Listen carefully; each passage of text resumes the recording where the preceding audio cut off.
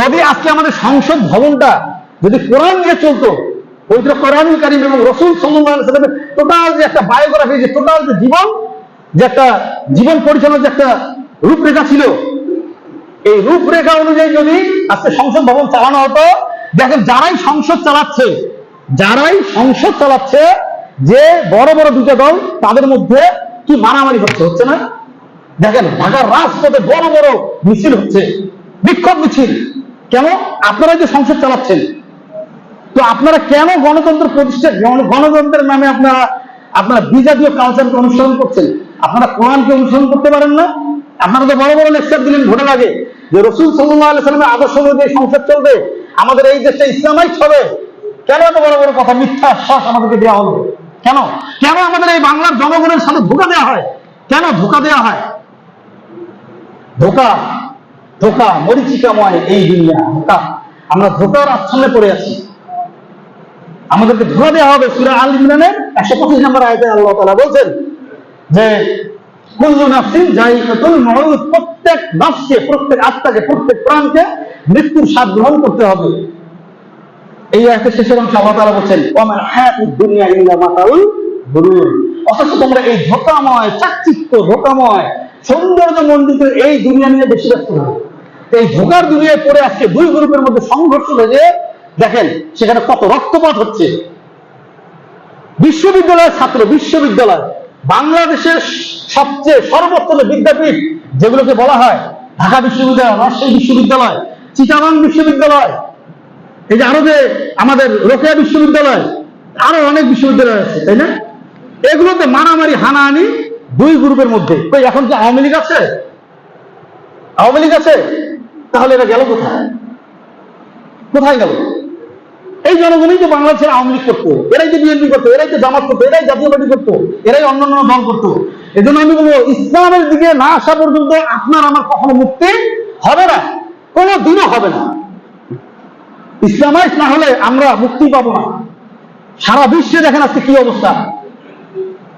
এক, Israel, Iran আর America, এই তিনটা মাত্র দেশ সারা বিশ্বকে কিভাবে কলাপস করে রেখেছে। কোথাকার যুদ্ধ কোথায় প্রভাব পড়েছে। আস্তে আস্তে দেখলাম যে এই সাহেবগঞ্জের এখানে একটা পাম্প দেখলাম, কোনো লোক নাই, কোনো মানুষ নাই, শুধু পাম্পের ভিতরে ওনাদের দু চারজন যারা স্টাফ এমপ্লয়ি যারা এনারা আছেন, অনেকগুলো গাড়ি দেখলাম, মোটরসাইকেল। আফসোস, দেখেন আফসোস, গাড়িগুলো দেখলাম কোনো ব্যক্তি নেই, গাড়িগুলো মালিকও নেই ওখানে, খালি দু চারজনকে সামনে দেখলাম। অর্থাৎ গাড়ি না হলেও 100-র উপরে হবে, কিন্তু 100 জন মানুষ, 10 জন মানুষ আমি দেখলাম না। কেন? তেল হয়তো দেওয়া হবে একটা নির্দিষ্ট সময়, তার আগে আমার গাড়িটা প্লেস করতে হবে। আপনি ঘন্টার পর ঘন্টা লাইনে দাঁড়ানোর জন্য দাঁড়িয়ে আপনি তেল পাচ্ছেন, ঘন্টার পর ঘন্টা লাইনে দাঁড়িয়ে আপনি তেল পাচ্ছেন, আর নির্দিষ্ট সময় হয়তো 12টা বেজে দিয়েছে অথবা 1টা, তার আগে আমি প্রথমে গিয়ে আমি তেল নিব।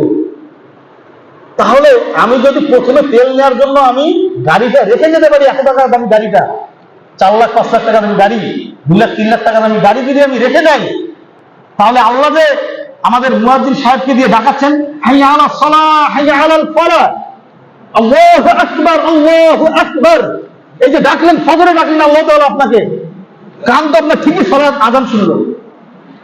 আমি কেন আসলাম না সেই মসজিদে? আল্লাহ আমাকে ডাকলেন কোথার জন্য? এই দুনিয়ায় সামান্য পেট্রোলের জন্য আমি লাইনে ঘন্টার পর ঘন্টা দাঁড়িয়ে আমি সেখানে অ্যাডভান্স চলে আসছি, কিন্তু মসজিদে আমি আসলাম না। যদি 1 by 1 কোশ্চেন করা যায়, আজকে এই মসজিদে কয়েকটা ফজরের জামাত হয়েছিল, জামাতে কয়জন লোক হয়েছিল? তাহলে আমি আল্লাহর দাসত্ব করলাম? আমি তো সালাতটাই আদায় করলাম, আমি তো নিয়ম মতো মসজিদে আসলাম না, আমি তো ফজরের সালাতটা কাজা করলাম।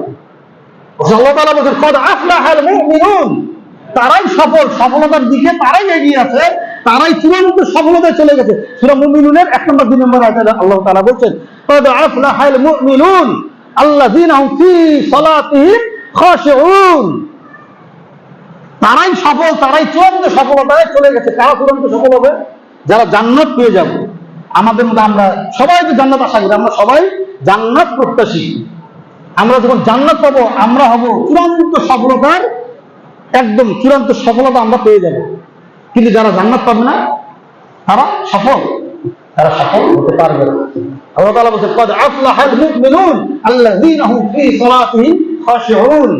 তারাই সফল, তারাই সফলতা অর্জন করছে যারা সালাতে বিনয়বন্ত, যারা একনিষ্ঠভাবে আমার সালাত আদায় করে। আল্লাহ তাআলা সূরা বাইয়িনার ৫ নম্বর আয়াতে বলেন ওমা উমিরু ইল্লা লিয়াবুদুল্লাহা মুখলিসিনা লাহুদ্দিন হুনাফাআ ওয়া ইকিমুস সালাতা ওয়া ইতুজ যাকাতা ওয়া যালিকা হুয়াদ দীনুল কাইয়্যিম।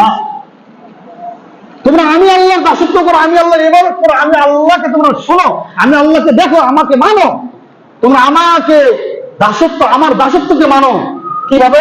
ইখলাসের, পরিপূর্ণ ইখলাসের সহিত, খালেস দিলে, একনিষ্ঠভাবে, যেখানে আমার দাসত্ব করার সময় আর কারো চিন্তা করা যাবে না, কারো কথা ভাবাও যাবে না। তাহলে আমাদেরকে আল্লাহ তাআলা সালাত কায়েম করতে বলছে, সালাত কায়েম করতে বলছে। সালাত কিভাবে কায়েম করবো আমি, কিভাবে? তাহলে সালাত আসলে কায়েমটা কি? কায়েমটা কি? আমরা যে বলি যে কায়েম করো, কায়েম করো, সালাত কায়েম করো, যাকাত প্রতিষ্ঠা করো, সালাত কায়েম করো, যাকাত প্রতিষ্ঠা করো। যাকাত কি? সালাত কায়েম কি? এর ডেফিনেশন কি? এর সংজ্ঞা কি? আসলে কায়েম বলতে আমি কি বুঝি? শুধু কায়েম বলতে কি হুজুর খালি বলে যাচ্ছে, খুতবা দিয়ে যাচ্ছে, প্রতিদিন দাস করেই যাচ্ছে, প্রত্যেক ওয়াক্তে হুজুর খালি বলে যাচ্ছে আকিমুস সালাত, আকিমুস সালাত, কায়েম করো, সালাত কায়েম করো, শুধু এটা বলেই যাচ্ছে। আর আমি এর অর্থ বোঝার চেষ্টাও করছি না। হুজুর কায়েম কি আমাকে বলেন তো? আপনি যে বলছেন কায়েম করো, আকিমুস সালাত, সালাতকে কায়েম করো, হুজুর আমাকে একটু বুঝান, মুয়াজ্জিন সাহেব আমাকে একটু বুঝান, ইমাম সাহেব আমাকে একটু বুঝান, খতিব সাহেব আমাকে একটু বুঝান। ওয়াজ করতে এসেছে আপনাদের এখানে বড় বড় ইমাম আলেমরা, তাদের সাথে যখন আমি একটু কাছাকাছি যাবো, হুজুর ওস্তাদ সাহেব আমাকে একটু বুঝান তো কায়েমটা কি? কায়েমটা কি? আমি তো কায়েমের সংজ্ঞাটাই জানি না। তাহলে আমি কিভাবে আমি সালাতকে কায়েম করব? সালাত কায়েম কিরকম একটা উদাহরণ দেই। আমরা আজকে এখানে এসেছি, কেউ কি ড্রেস ছাড়া এসেছি? আমরা কেউ পোশাক ছাড়া আসি নাই। তাহলে এই পোশাক পরে আসতে হবে, মসজিদে গেলে আমাকে পোশাক পরে আসতে হবে, পোশাক পরে যেতে হবে, বাজারে গেলে পোশাক পরে যেতে হবে। খালি পায়ে যাবো না, স্যান্ডেল পরে যাবো, গায়ে পাঞ্জাবি অথবা গেঞ্জি অথবা শার্ট পরে যাবো। খালি গায়ে বাজারে গেলে মানুষ খারাপ বলবে।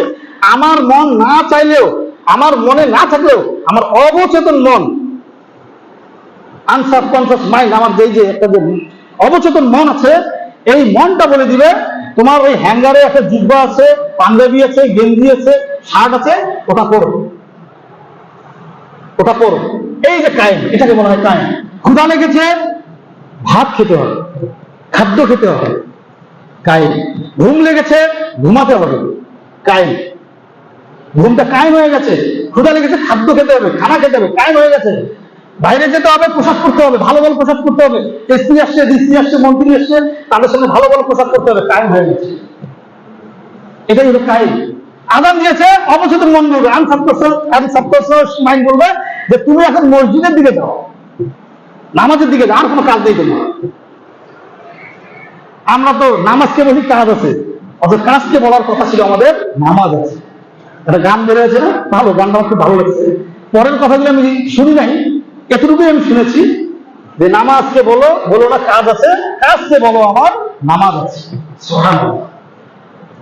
যদি এই আমল করে যিনি এই গানটা লিখেছেন তিনি সওয়াব পাবেন। তাহলে ভালো ভালো চিন্তা করতে হবে, আমাদেরকে ভালো ভালো চিন্তা করতে হবে।